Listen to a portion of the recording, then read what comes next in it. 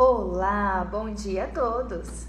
Novamente estamos aqui com esse momento que chamamos de Entendendo a Comunicação Espiritual com o livro dos Médiuns, em que a cada semana nós trazemos um capítulo do livro dos Médiuns para discutir, para pensar sobre, para refletir. O capítulo de hoje é o capítulo 11, intitulado Da Sematologia e da Tipitologia. Quando a gente procura a origem das palavras, semato, do grego sinais, sematologia, estudo dos sinais. Típito também do grego, pancada, tipitologia, estudo das pancadas. Então, especificamente a sematologia se ocupa do estudo de todos os sinais que são dados nas manifestações, nas comunicações espirituais. Sinais, essa transmissão de pensamento, ela pode acontecer por meio de um ruído, de um sinal, do olfato, como a gente viu no vídeo anterior.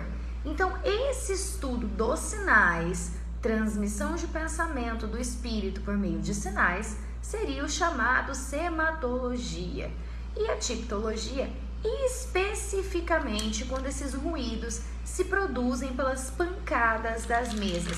Nós temos falado muito sobre as pancadas das mesas ao longo de todos os vídeos, sobre o fenômeno das mesas girantes, que era muito comum naquele momento de divulgação, de estudo inicial da doutrina espírita.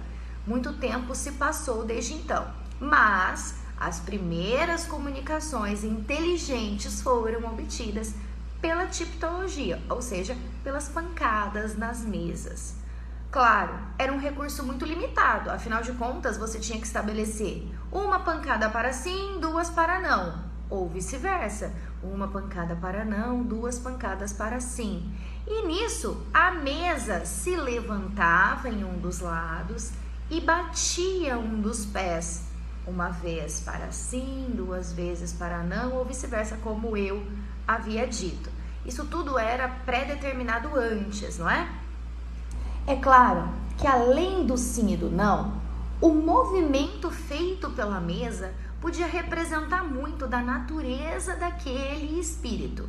Então, manifestações bruscas, com violência, indicavam que não se tratava de um espírito muito elevado, enquanto as manifestações com calma, com tranquilidade da mesa, mostrava que tratava-se de um espírito mais elevado. Esses sinais que são dados é o estudo da sematologia e a pancada em si, a tipitologia. Com o tempo, essas comunicações elas foram se desenvolvendo, então foram se estabelecendo uma pancada letra A, duas pancadas letra B, também já falamos disso em alguns vídeos para trás, 3 pancadas letra C e assim sucessivamente. Então a mesa ficava lá dando pancadas e uma pessoa escrevendo as letras a fim de compor palavras, frases e até discursos todos. Se levava muito tempo para se fazer isso, o que com a escrita se consegue de uma maneira muito rápida. Então a pergunta é, por que foi necessário que a mesa se comunicasse, não de verdade, de logo de uma vez, uma psicofonia, o espírito falando através do corpo, ou uma psicografia, o espírito psicografando e escrevendo através de um médium? A vantagem da tipitologia é que ninguém relava na mesa. Os médiuns estavam lá, mas a mesa se movimentava sozinha. Isso comprova a inteligência por trás do objeto. Portanto, a inteligência de um espírito que ali estava se comunicando. Muitas vezes, quando temos uma psicografia ou uma psicofonia, muitos incrédulos colocam em xeque. Mas isso é verdade? É um espírito ou trata-se apenas do médium, daquela pessoa que está transparecendo os pensamentos dela? Com a tipitologia, com a mesa, não tinha como ter dúvida. Afinal de contas, a mesa estava ali, movendo-se sozinha. Outros recursos foram sendo desenvolvidos, uma mesa que girava em torno de uma roleta com várias letras, médios que andavam de uma letra para outra, fazendo o processo ser mais rápido, mas um processo extremamente necessário, principalmente naquele momento, para comprovar a existência de uma inteligência que não era visível aos nossos olhos materiais. Portanto, a inteligência de um espírito.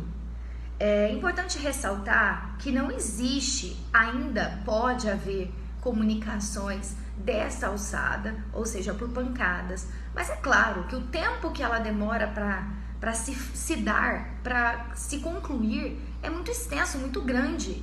Então, atualmente, a comunicação se dá principalmente pela psicografia e pela psicofonia.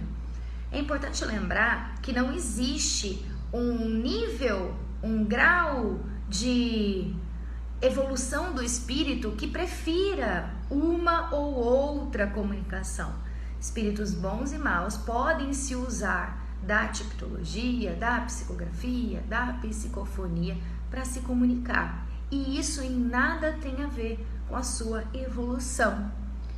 Esse capítulo termina dizendo que o que caracteriza um espírito superior é a elevação das suas ideias e não o instrumento de que se utiliza para se comunicar.